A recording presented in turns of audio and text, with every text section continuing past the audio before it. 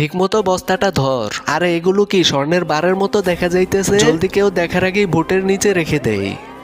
এই কাজ চোর, কি লুকাইতেছস? কিছু না মালিক, এমনি। জলদি জলদি কাজ কর। ঠিক আছে মালিক। বাবা গো, পরে গেলাম রে। আরে ভাই, কি হয়েছে আপনার? ভাই অনেক মাথা ঘুরাইতেছে, একটু পানি খেতে ইচ্ছে করে। আচ্ছা আমি নিয়ে আসতেছি। এই তো স্বর্ণগুলো সব নিয়ে নিয়েছি। এখন এই বস্তার মধ্যে ঢুকিয়ে রেখে স্বর্ণ কিনার পার্টিকে কল দেই। হ্যালো ভাই, জলদি করে আমার কারখানায় আসে, আমার কাছে অনেক স্বর্ণ আছে। আরে এই ভাই কই গেল? কিরে, কাজ রেখে কি করস এখানে? আরে মালিক, আমি পানি আনতে গিয়েছিলাম আমার সাথের জনের জন্য, এখন এসে দেখি নেই।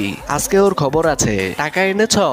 হ্যাঁ এনেছি, আগে চেক করে নেই। আচ্ছা জলদি করো। কিরে, কাজ রেখে কই গেছস? এই কলার স্যার, তুই কারে তুই বলে কথা বলস? আমি একটু পরে এই কারখানা কিনে ফেলবো, আজকে থেকে আর কাজই করব না। আরে কি এমন হলো আবার ওর সাথে? ভাই আপনার চেক করা হলে টাকাটা দেন। আরে এই নকল জিনিসের জন্য কিসের টাকা দিব? কি বলেন, নকল সোনা এটা? এখন আমি কি করব? কিরে বড়লোক, কি করবি এখন? মালিক মাফ করে দেন এবারের মতো আমাকে।